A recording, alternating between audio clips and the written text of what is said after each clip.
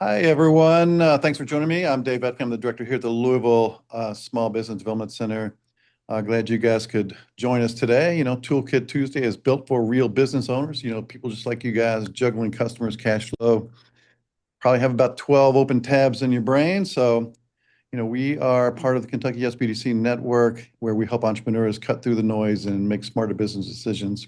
Each week we focus on one practical tool that you can actually use by the end of the day, something that saves time, reduces stress, helps you make some money, move your business forward. So let's get into it. Today we're bringing a really fantastic opportunity and something that you probably haven't thought of, because I never did, but um, partnering with our larger educational institutions as far as economic opportunities. So our largest university in Kentucky is the University of Kentucky, Go Cats, and they are one of our partner organizations here at the SBDC. So we are always thankful to have them on board.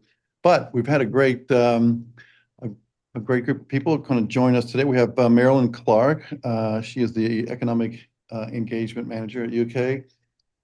Jameson Barton, who is an Administrative Business Officer with UK Procurement, and Ken Scott, who's also with procurement, but in the construction procurement. So these are all folks that you need to know and learn how to engage with University of Kentucky, because the university is both a good resource for information and knowledge, but also it can be a big business partner because UK purchases a lot of goods and services just to make things happen.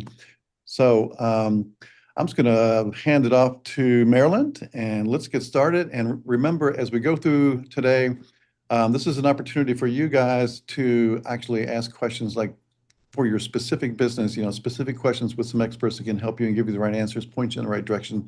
So please do that. Just look at the bottom of the screen there. You'll see a little chat button. Just hit that and put your questions or comments in there and we will get them answered. So don't pass up this opportunity to meet some good folks here. So Marilyn? Okay. Well, thank you, David. And I also want to thank Janet for helping us. I got kind of lost in Zoom purgatory for a minute. So glad to get started here. I just wanted to say my own personal experience with the SBDC has been wonderful. I was a small business owner at one time and actually went to the SBDC when it was downtown Lexington, the public library. Worked with a gentleman from SCORE. He really helped get my business started and just a wonderful experience. So glad to be here this morning and glad to have my colleagues, Jameson and Ken, here with me to kind of go through some things. Some people don't really think about all of the opportunities that there are to grow their business with the University of Kentucky. So just started thinking about some things that we do offer, and we've got a world of opportunities here at the University of Kentucky. We'll talk a little bit about economic engagement, go into procurement services, both from commodities, bids and opportunities, as well as construction. And then we'll get into some of the resources that we offer. And there are a number. So we will keep it rolling.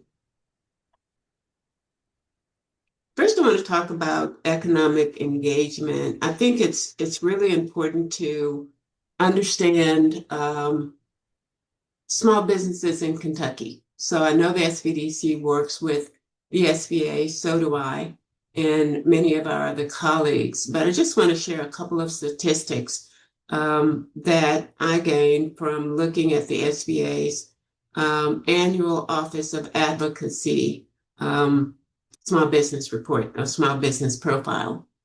So one of the things in 2024, Kentucky had 380,051 small businesses. It's quite a bit. Small businesses make up 99.3% of Kentucky businesses. That is a large number. There are 426 people that are employed by small businesses in Kentucky. And then those employees represent about 42.4% of Kentucky employees. So we start to think about small businesses and you start to think about how important they are, then you understand why we're here and also how the University of Kentucky is really involved in expanding sustainable economic growth for Kentucky small businesses. That is our mission through this office. Economic engagement is a part of the economic development and real estate office department. And I also have sort of a dotted line to procurement. I worked in procurement. They can't get rid of me now. So we work together really to make sure that businesses understand the opportunities and the resources that we do have available. So economic engagement has 4 focus areas. One is on building strong business ecosystems through partnerships.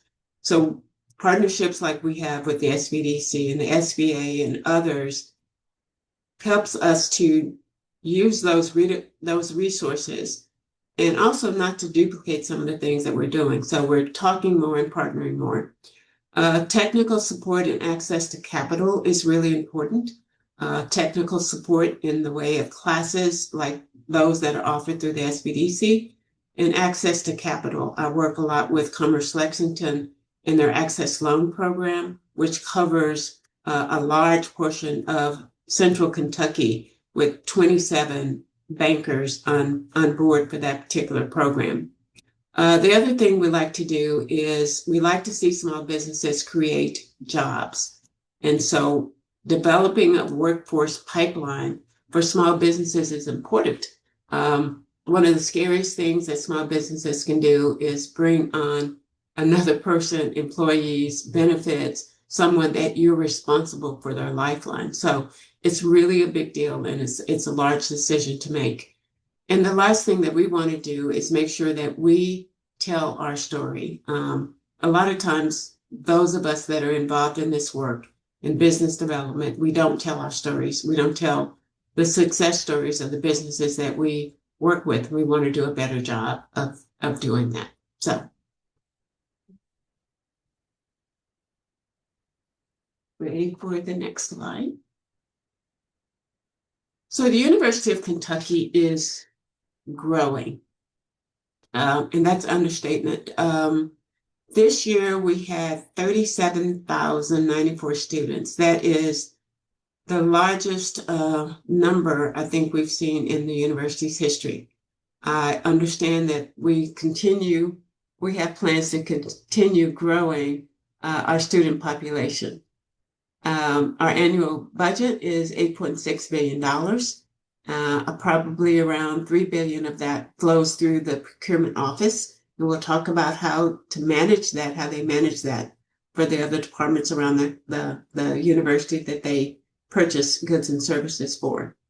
The university is a land grant institution, which really means that back in 1865, when certain laws were enacted, we were given land and we were given federal funding in exchange for actually serving the people of Kentucky and educating and serving and providing for the people in Kentucky through many, many channels.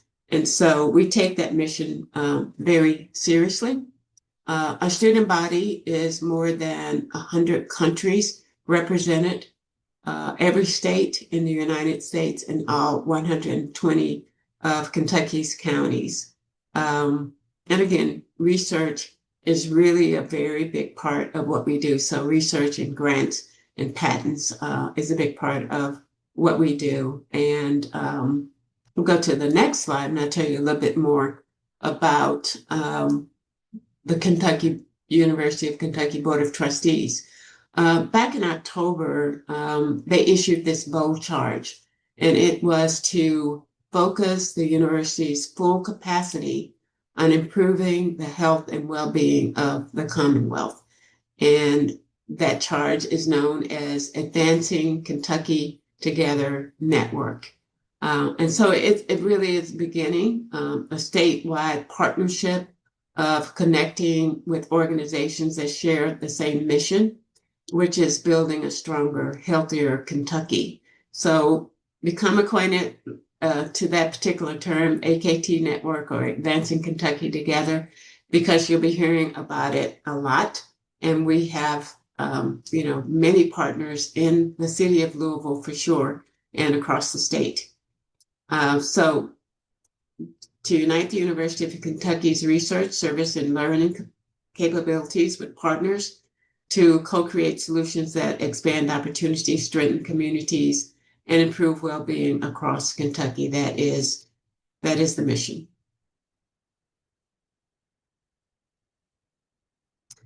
Now I'm going to turn it over to Jameson to talk more about the University of Kentucky Procurement Services.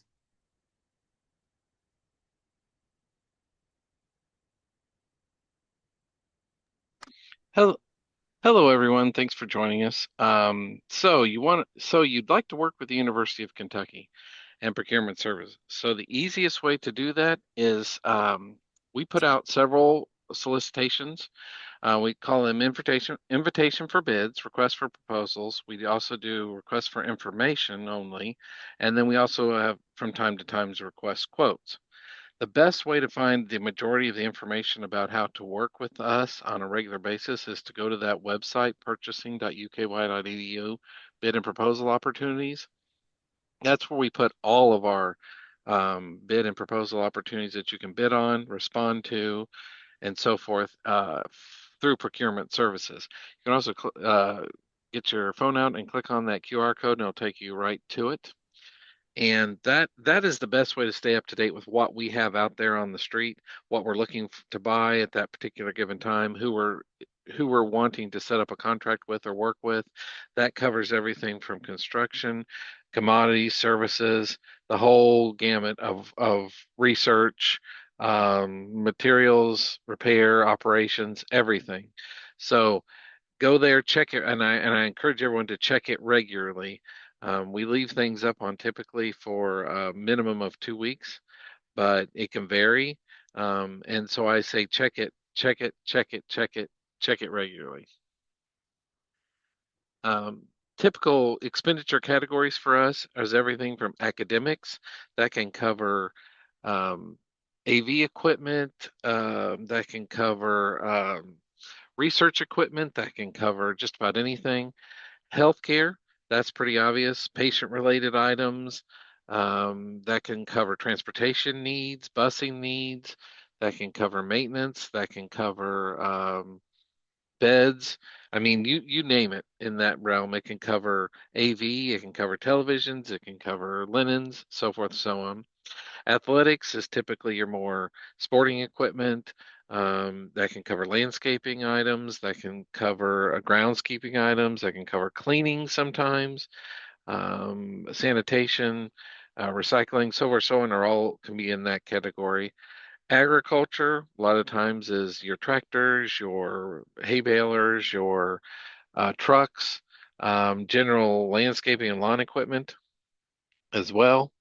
We do a lot of horticulture in that area, so that can all be in there. We also have two fully operating farms, and we get seeds, we get fertilizer, the whole gamut in that regard.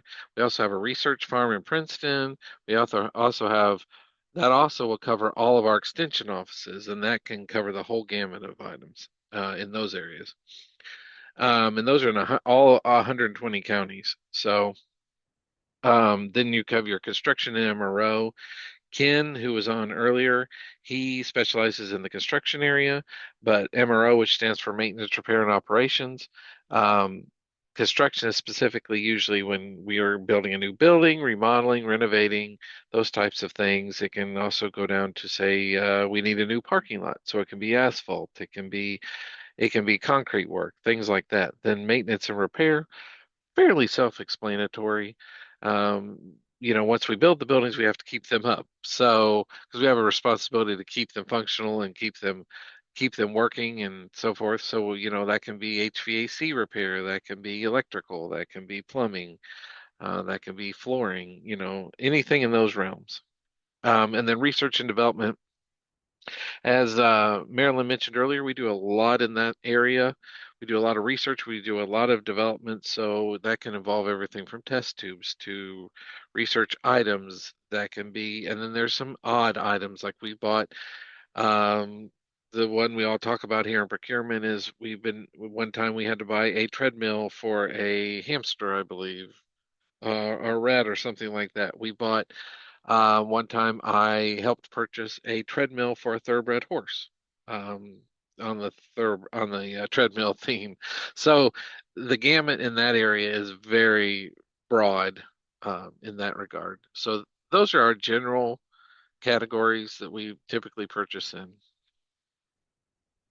This gets into a little more detail into what exactly we are talking about. You know, exam gloves, sterile apparel, respirators, pipettes, refrigerators and freezers for scientific purposes. We also buy those for non-scientific purposes. Tubes, reagents, gases, hospital beds, tractors, seeds, grounds equipment, furniture, livestock. The list goes on. Consulting, banking, insurance, um, tickets, ticket machines, charter planes, buses, um, and so forth. So, what is MRO? And this question we get asked a lot. It's maintenance, repair, and operations. Maintenance are typically the supplies needed by the university to conduct those repairs, like, say, for instance, plumbing, electrical, HVAC, painting, flooring. So that would be like the carpet, the pipes, the electrical, the wiring, the air handlers, the drywall, the fire suppression and janitorial cleaning supplies, things like that. Repairs are the services conducted by the university property or staff to or outsourced to contracted vendors. So repairs, that would be, say, a mechanical company, a plumbing company, a painting company, general landscapers, electricians, flooring experts, cleaning companies, so forth. And then we have operations, maintaining a fully functional campus. So we do a lot of preventative maintenance. A good example would be, say, generators. We do a lot of preventative maintenance because you don't need it till you need it, but it's got to be operational when you need it. So we do a lot of preventative maintenance on generators to make sure that they maintain the full functionality. We also do a lot of utilities work. We maintain our own utility plant, so we have to make sure that our boilers work and that our furnaces work and so forth and so on. The pipes, the gas and the liquid and the water and so forth are all getting where they need to get to. So that's a large part of MRO. And then this is references. I'm sure the slides will be provided, but this is our MRO team. If you have any questions regarding that, you can reach out to any one of these people via the main line. You can also find our email address on that same bids and opportunities page, and you can email our general email box, and it'll get forwarded to the correct person for that service or need if you have any questions. So now you've decided you saw a bid on our bid page, and you're like, well, what do I do now? I mean, I would like to submit a bid, but I'm not quite sure what do I do? So we try and keep it as simple as possible. You follow the instructions. There usually will be a PDF that you download, and then you follow the instructions on that form. And then on the next slide, I'll show you what those look like. But the main thing that I want to point out here is that you want to make sure we are paper-based. We're working towards moving to an online system at some point, but right now, all bids are due at 3 p.m. Lexington time at the address below, so 411 South Limestone. And I always tell everyone, make sure you use 411 South Limestone when you Google Map Us or other map, whichever one you use, because 411 is our actual address, 411 South Limestone. We're actually room 322 of the Frank D. Peterson Service Building. And if anyone knows Lexington, we're connected to the Cornerstone parking garage. So if you use that 411 South Limestone, you'll get our building, and you can park in the parking garage for a fee, or you can park on the street.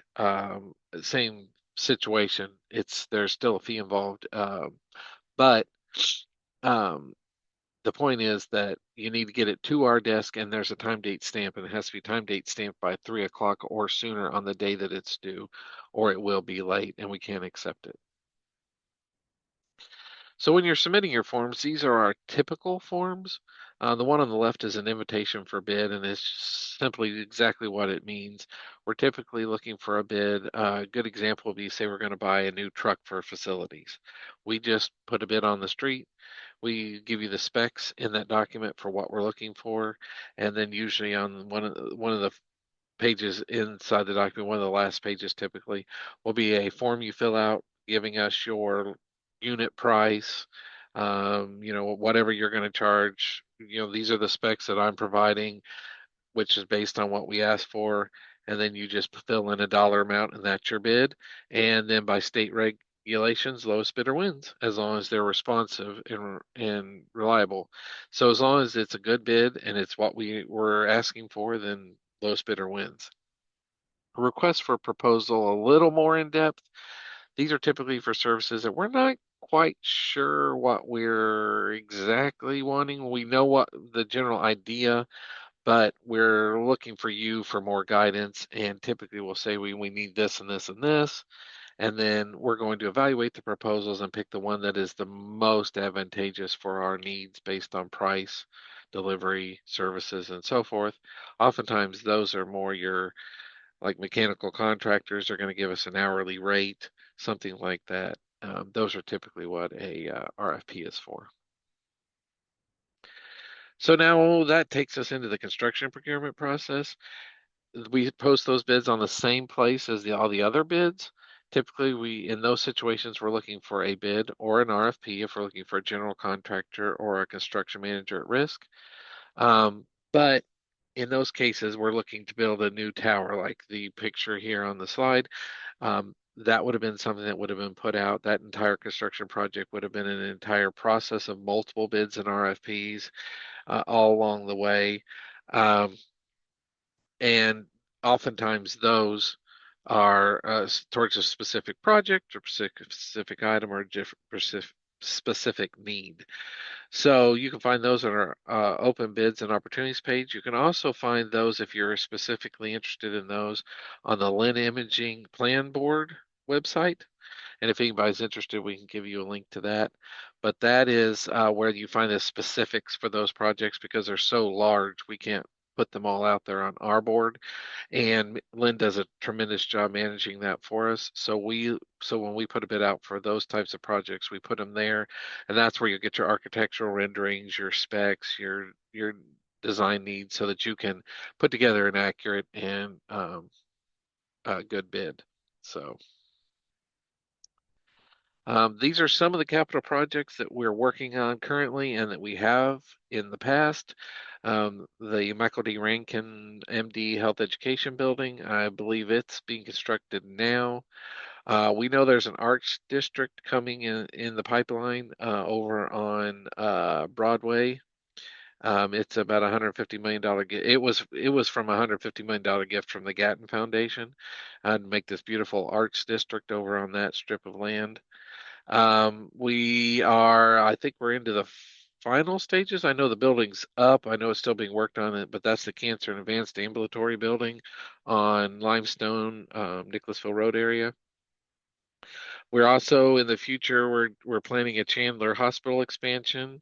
We're building a medical office building in Hamburg East at 75 and Winchester Road.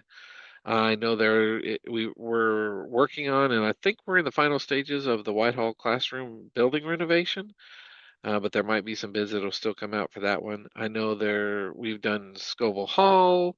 There's plans for Johnson Center expansion. We're working on Kroger Field now, and I know that there's plans for future student housing. So these are all projects that are either in the works or on the way. And then when you submit bids for construction projects, this is your typical form. This is the cover page and some of the determination responsibility form that's due after the bid and or with your bid. This is a very simple one page. For construction projects, they can be hundreds of pages, if not more. So make sure once again that you read. I can't emphasize enough that you make sure you read everything and submit everything that you need to submit with your bid to make sure it's viable and that we can include it in our evaluations. And with the construction procurement department, we have our own area for that, and these are the people that are involved there. Once again, you can find our email address on our website. You can email the general email address if you have more questions, but it's led by Corey Leslie. Then he has Ken, who's on the call, and then Brian and Suann help with that as well. So with that, I'll turn it over to Marilyn to talk about workshops and resources. Okay. I wanted to see if does Ken have anything he wanted to add to anything along those lines, Ken? No, not really. Our bids are typically a little bit different than the typical bids you might see for academic services and supplies. Paperclip. I've just used that as an example, but paper clips and the steel that I use to put up these buildings are bought a little bit differently. But our bids are still posted on our website and through our plan room at Lynn Imaging. I'm not sure how many contractors we have on here, but if you have any questions at all, just reach out to our central mailbox there, and I can make sure that you get squared away for that. Yes. And Ken does a great job. We actually just finished the first half of OSHA 10 training just because we saw the need. And we'll continue to do those kinds of things for the contractors that we work with. That is right. We're here for you. We want to make you successful because that's good for us, you, and our state. Absolutely. So I want to tell you about an exciting program called Growing Our Own. We launched this program last spring and then the fall of 24, that's right. It is a series of classes that we came together in partnership with Goodwill Industries in Louisville, Commerce Lexington, our extension offices, and a number of other partners. We recorded 4 workshops, and the whole purpose of Growing Our Own is to make sure, again, that Kentucky small businesses have the resources that they need to grow healthy, sustainable businesses. So if we go to the next slide, I'll tell you a little bit more about what we did. So we started in Louisville, 4 classes, 1 class a week for 4 weeks. How to do business with the University of Kentucky was the first class. And we actually understand that the university is large. We know that it's like navigating traffic is bad around the university. Well, try navigating how to get a foot in the door. And so what we do with this class is really break down, here's how the university does business. How can you engage with us? And we actually had people on the ground in person. Understanding bids and proposals. Like Jameson said, you need to read every single page. You need to understand. You need to know how to get involved, get set up in Lynn Imaging. If you're looking at some of the bigger projects, you need to understand what all of that is about legally. So we wanted to break that down so you could understand that. Kentucky Small Business Resources. We had a number of partners. I know you probably can't see this, but this is the book that we had. And the partners included the Small Business Administration, Commerce Lexington, Team Kentucky, Finance Cabinet, and the Transportation Cabinet, the Kentucky Apex Accelerator, University of Kentucky Small Business Development Center. And so all of our partners are actually listed in this book. It has content. I'll turn to the first one, this Small Business Development Center. And so when you go online at this link, you will find the recordings. We pre-recorded the workshops, and then we presented them via Zoom across the state with 15 minutes at the end for Q&A. Sounds a little complicated, but it actually worked. And the Q&A was always wonderful because we got so many questions. Again, we started at the Louisville location for the Goodwill Center, Opportunity Center, and then in Lexington, we were at Commerce Lexington. So it was a wonderful experience. We plan to do it again, probably in a different part of the state. We covered certifications. And then when the maintenance, repair, and operations became important and that RFP was out, we actually posted information on how to fill out the paperwork. Ken did a great job on step by step by step. This is what you do. When you understand how to fill out that paperwork, not just for us to do bids and RFPs, but you can also do it for anybody else. I tell people, if you can do business with the university, you can do business with anybody else in the city and the state. So we are really, really going to be pushing for businesses to grow and to not see bids and RFPs as a barrier to getting work. Next slide.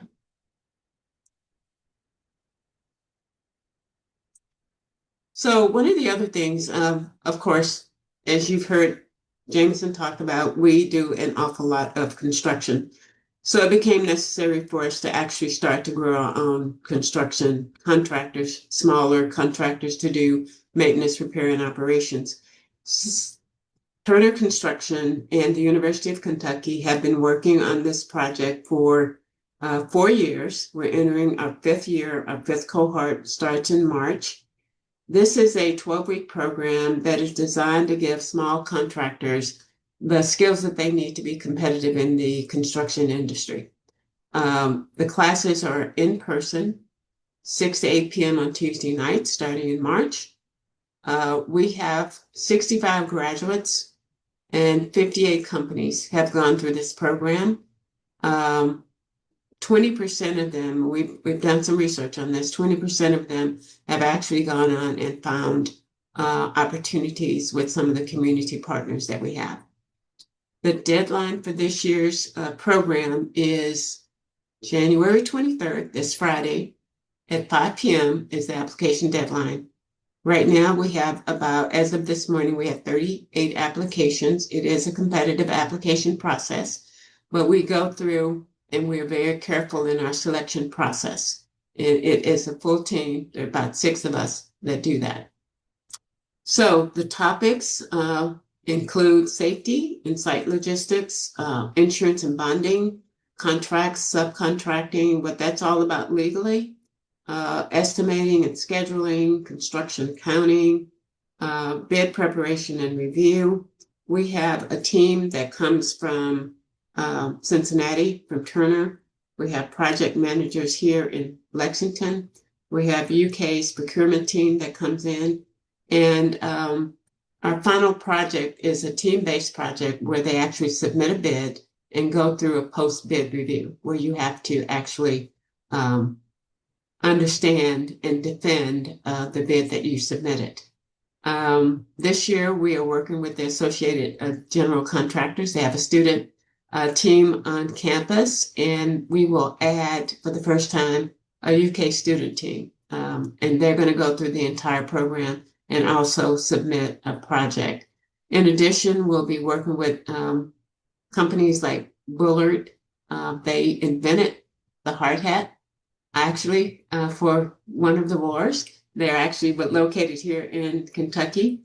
Associated General Contractors is a new community partner. We have Fayette County Schools, we have LFUCG, we have Louisville Metro, and a number of other organizations that are part of this program. So we're really excited about it because not only do you get these skills, but you also have the opportunity to network and find opportunities through all of those other companies. We talked about it's important for small businesses to bring on their own workforce to hire people. We looked at the stats that we talked about from the SBA. So WASH, 25 years ago, started a pre-apprenticeship program, and WASH is building our cancer and advanced ambulatory building on campus. We had our first cohort back in the fall. There were 3 people, 2 actually graduated, and both of those gentlemen went on to get a full-time job and sponsorship through one of the unions here in town. This April, we will start cohort 2. There will be 11 to 13 slots available. This is the 8-week on the job on an active construction site. You have to be 18 years old, high school diploma or GED, and desire to work in construction. A number of people go through this route. Sometimes they go into college, sometimes they go to community college, but it is a very, very good industry, and it is also a very good wage. So I know a number of people who thought their kids were going to go into college. They chose construction instead. They were very supportive of them. Their students were very happy. So for the next couple of minutes, I want to tell you about some other projects here at programs here at the University of Kentucky. The Von Allman Center for Entrepreneurship is a 10-week boot camp for entrepreneurs. I usually teach one class for them each semester in the spring, one in the fall, but it is all online. It is absolutely free. It's offered 3 times a year. The sessions when I was teaching were on Monday nights for 2 hours. It is open to students, faculty, staff, and anyone in the community. We do have other colleges involved. I can't name all of them, but this is really good for community entrepreneurs. There is an application process, but at the end of the program, you have your own business plan, and I think they have a really good pitch competition that they do. So the link is there. We will send out the slides so you can take a look at this boot camp to see if that's something that might be something that you want to do.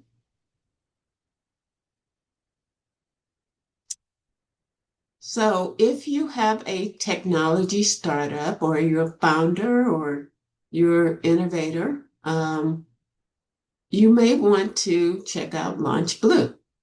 One of the things that stands out to me here is the LaunchBlue virtual office hours. So I would start there if you want to talk about what they offer, to meet with one of their coaches or one of their instructors.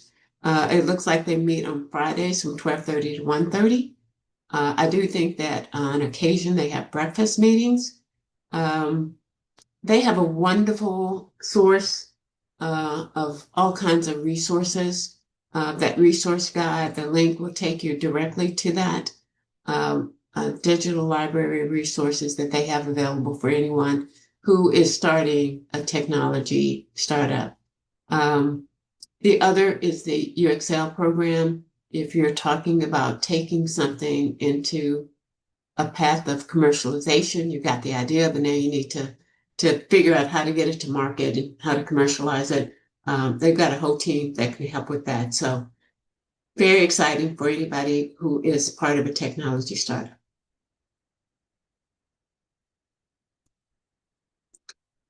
So the Kentucky Economic Opportunity Map is a part of the Economic Development Collaborative. We received a grant to do this work.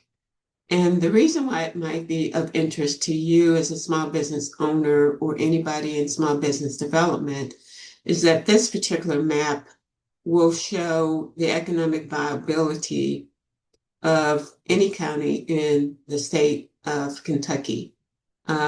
It also includes census tract information for the city of Lexington, zip code information for the city of Lexington, county information for the entire state, and then we have an MSA that is in and around the Cincinnati area and the West Virginia area that you can also take a look at.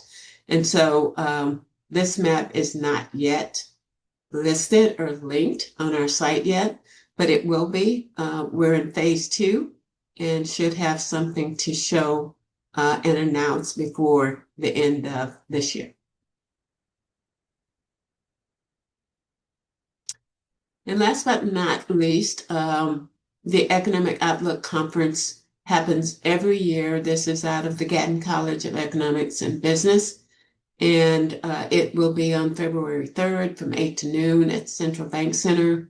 There is a fee. You can go to this event registration site to find out. But I know that our economist, several other economists will come in, including the Cleveland Federal Reserve Bank will have a presentation this year as well.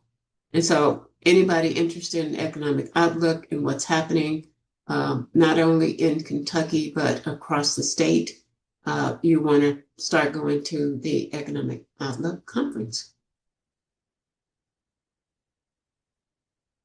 So this is our cue for Q&A.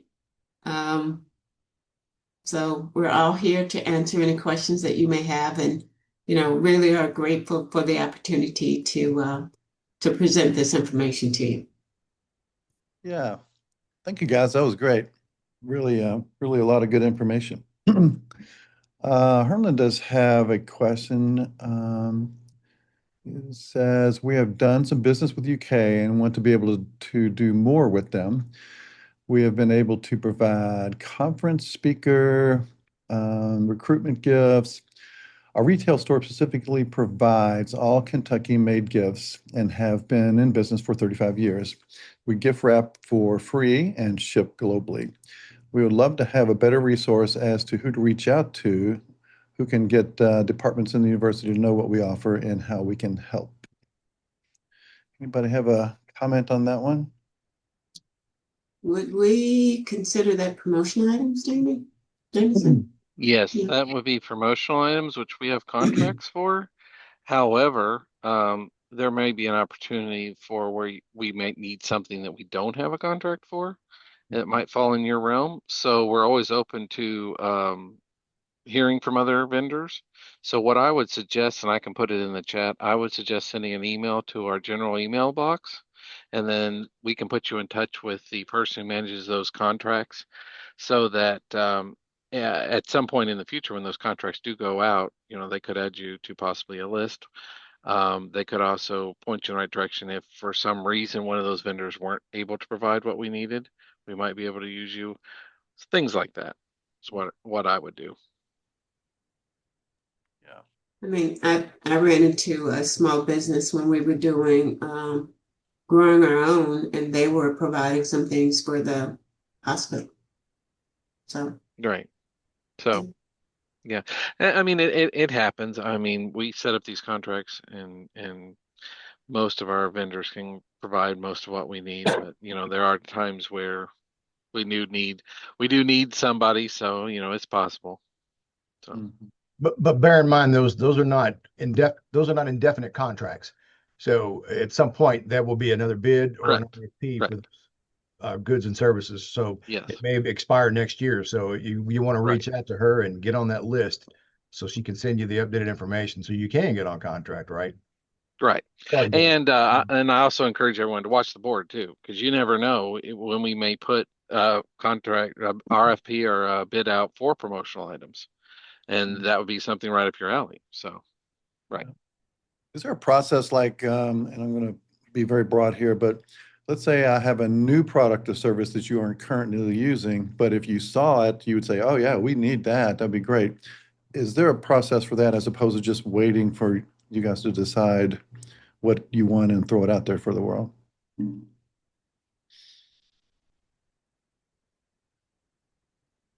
That's a tough one to answer. it's a We tough don't one to really have a answer. process for that. No.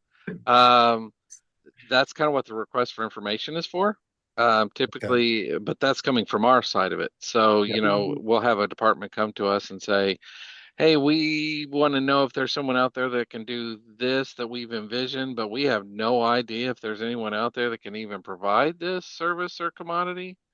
And then that's why we put out a request for information. And then that's once again watching the board. And then we'll put out there, hey, does anyone out there offer this? And like for instance, the last one was for a software solution that was very specific. And turns out that we've 3 or 4 companies responded and said, yeah, we do that. And we had no idea. We searched the web and tried to do our research and couldn't find anyone. But they're like, yeah, we've done that before for such and such, such and such. So, give it a few months, and then that resulted in an RFP going out. So That's kind of how we do it from our end. If it was something that a company offered, that's a little different. I would say if it's something you want to pitch, you want to make us aware of, you're always welcome to email that UK purchasing and say, hey, we're offering this service, we're a Kentucky-based business or whatever the case may be, and we've just come up with this item, and it might be something that we might actually be looking for. You never know, Yeah. is Yeah. what I say. Yeah. I think that the interesting thing about procurement is that we buy for everybody else. Right. You're purchasing for everybody else. So unless somebody comes to you with, okay, I need to do this, and usually it's at the last minute, they don't initiate things unless somebody asks a request. So, Well, it's but like yeah, the example. Yeah, the example I used recently was a couple weeks ago. I was in a meeting, a few weeks ago, whenever it was. Time runs together. I Someone said, "Oh, well, you don't spend a whole lot of money." I said, "No, no, I don't spend a whole lot of our money. I spend everybody else's money." So yeah, that's kind of what procurement is. We help you buy what you need to accomplish the university's goals. That's kind of what we're mhm. here for. Yes. A means to Another an thing end, that so to speak. excuse me, Jameson, I didn't mean to talk over you. No, that's Another fine. thing is to research the university. I tell people that all the time. Who would most likely be your client? Go to the website. Everybody has a page. Social Hmm. services, procurement, economic development, Facilities, economic facilities, development. whatever. Yes. Everybody has a website. And you start to learn a little bit more about that particular um, Hmm. group. So there's some possibilities there. Mm. Very true. Very true. Sarah asks, are there ways for agricultural specific small businesses to better connect and gain support through UK's extension offices? Mm. Yes. And in fact, part of the growing our own was for that purpose specifically. Um, and we do plan to expand that more. But each extension office has an agent and staff, some bigger than others, depending on where they are. I would suggest getting in touch with the extension office, and then if they need any additional assistance from us, we're more than happy to do that. One of the things that we did, we have not mentioned that we have a hospital, St. Clair and Moorhead, and another hospital, group hospitals out of Ashland, Kentucky.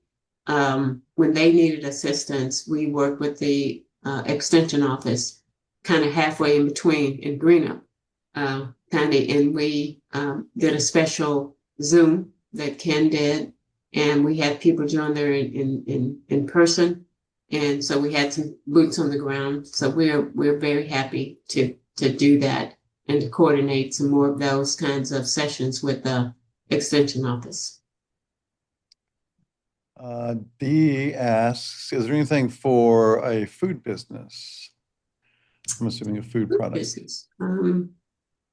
Well, I would just say that we work currently with who does our food service?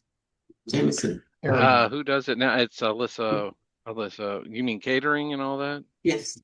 Well, we We have catering, yes. right. Yes, catering and like if you're providing food service, you can email that UK purchasing at uky.edu, and we are always looking for anyone that would like to be a caterer or provide food service on our campus. We're always looking for options.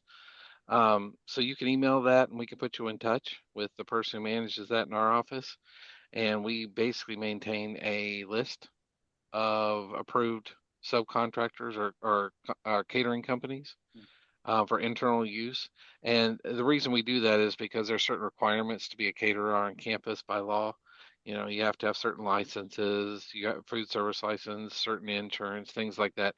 So we make sure all those are basically our ducks are in a row so that Mhm. when a department goes to them to use them for a service like that, that we have it. Also, I added for the extension question, I added the website in our chat so that if you go there, that's got quite a few resources on extension offices and our central office here on campus and so forth and so on that might be able to help you. Yeah. Okay. Is subcontracting allowed when submitting proposals or bids? Yeah. What you're talking about construction, I'm assuming. In general, I guess, yeah. Yeah, right. Yeah. Our bids and proposals opportunities, look at the page, for a trade, HVAC, mechanical or whatever. Yeah, we do subcontracting under those GCs that would have a project in its totality, right? Or if you're elevator bank, right now I'm working on an elevator bank for the hospital. So we need some mechanical stuff in there. We need electrical stuff in there. So yeah, you would bid underneath that GC. So yes, that we do allow that. And then as far as commodities, I can add too, if we're doing a service or a commodity, as long as you're putting in the RFP or the bid, so you're ultimately responsible. But if you subcontract and we've allowed it, then yeah, it's fine. But So there'd be a since you're specific the you're list the in the you're the contract. responsible person putting in, your company's putting in the bid, or you're responsible for the subcontractor. But yeah. Gotcha. Ask you guys this, is there a requirement or an advantage to be the company be certified like a minority owned or women owned? Is that something that somebody should look at? It is not a requirement. It's not a requirement. So we encourage all businesses to work with us. I have helped people with their certifications before because they find them very useful for working with other companies, but it's not required. Okay. Jeff asks, hey Jeff, is there a need for mosquito control or general pest control for practice fields or parks, etc.? Hmm. That goes back to what Marilyn said, not to jump in here, but that goes back to what Marilyn said. Go to our website, find who you would work with, and then reach out to them. And then if it's something that they need or desire, they'll reach out to us. We can help Okay. get you set up. At this time, I'm not aware of any, but once again, like Marilyn said, people come to Mhm. us.